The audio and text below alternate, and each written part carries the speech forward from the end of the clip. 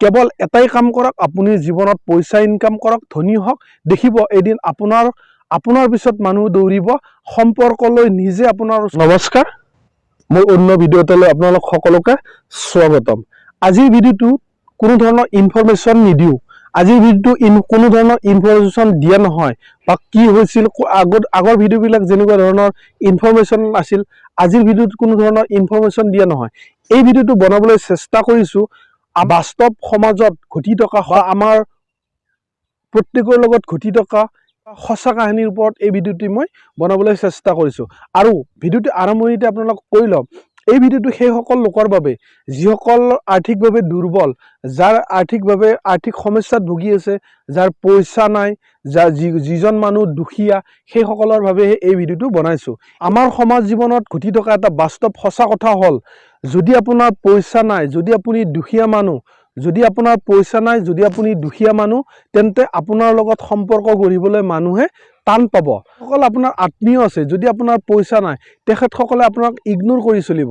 কাৰণ পইচা নহ'লে জীৱনত একোৱেই নাই। প্ৰত্যেক মানুহে স্বাৰ্থপৰ,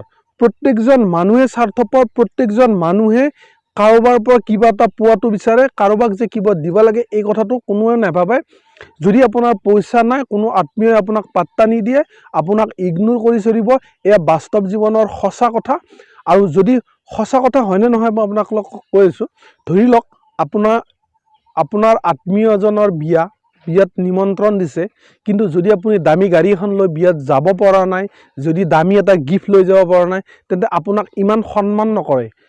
আৰু যদি আপোনাৰ টকা আছে, পইচা আছে, দামী গাড়ী লৈ গৈছে, তেন্তে আপোনাক সন্মান সহকাৰে মাতি লৈ যাব।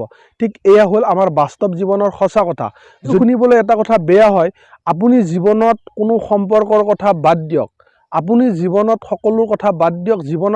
জীৱনত এটাই লক্ষ্য কৰি ল'ব লাগিব। এতিয়া বৰ্তমান সমাজত জীয়াই থাকিবলৈ হ'লে জীৱনত আপুনি কেৱল মাত্ৰ পইচা ঘটিব লাগিব, টকা ইনকাম কৰিব লাগিব, আপুনি ধনী হ'ব লাগিব। তেতিয়াহ'লে যদি আপোনাৰ টকা আছে, সম্পৰ্কলৈ আপুনি কাৰো ওচৰত যাব নালাগে। যদি আপুনি জীৱনত টকা ইনকাম কৰিব পাৰিছে, আপুনি ধনী হ'ব পাৰিছে, আপুনি কাৰো ওচৰত সম্পৰ্কলৈ যাব নালাগে। আপোনাৰ ওচৰত সম্পৰ্কলৈ মানুহে নিজে আহিব। যদি আপুনি টকা পইচা আছে, আপুনি ধনী মানুহ হয়, তেন্তে সম্পৰ্কলৈ আপোনাৰ ওচৰত মানুহ নিজে আহিব, আপুনি কাৰো ওচৰত যাব নালাগে।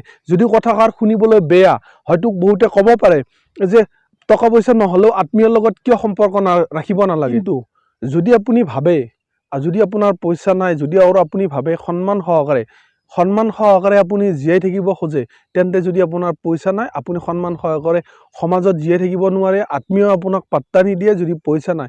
কিন্তু যেতিয়া আপোনাৰ পইচা হ'ব, যেতিয়া আপুনি টকা ঘটিব, তেতিয়া আপুনি কাৰো ওচৰত সম্পৰ্কলৈ যাব নালাগে। সম্পৰ্কলৈ আপোনাৰ ওচৰত মানুহ আহিব, সকলোৱে আপোনাক চিনাকি দিব।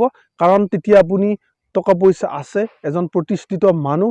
সেইবাবে আপোনাৰ ওচৰত কোনোবাই এটা কথা, সকলো মানুহ, পৃথিৱীৰ 99% মানুহ স্বাৰ্থপৰ। কেৱল নিজৰ স্বাৰ্থৰ বাবেহে মানুহে ভাবে। যদি আপোনাৰ পইচা আছে, সকলোৱে স্বাৰ্থত আপোনাৰ ওচৰত সম্পৰ্ক গঢ়িব আহিব।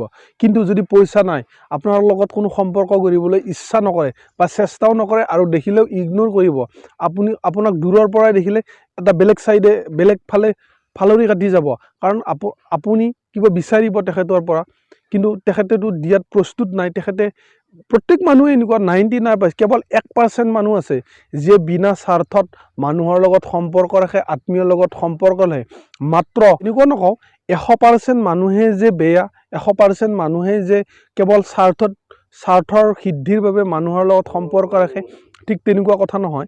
কিন্তু 1% মানুহ আছে যিয়ে বিনা স্বাৰ্থত মানুহৰ লগত সম্পৰ্ক ৰাখে, আত্মীয় স্বজনৰ লগত সম্পৰ্ক ৰাখে। 1% মানুহ আছে।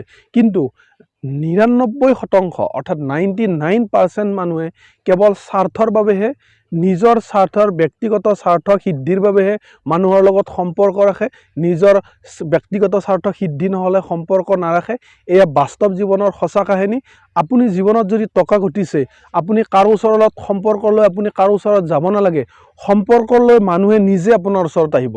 মোৰ অমুক হয়, অমুক মানুহজন মোৰ আত্মীয় হয়, অমুক মানুহজন মোৰ অমুক এনেকৈ আত্মীয় হয়, আপোনাৰ সম্পৰ্ক নিজে নিজেই তেখেতসকলে নিজে নিজেই গঢ়ি দিব।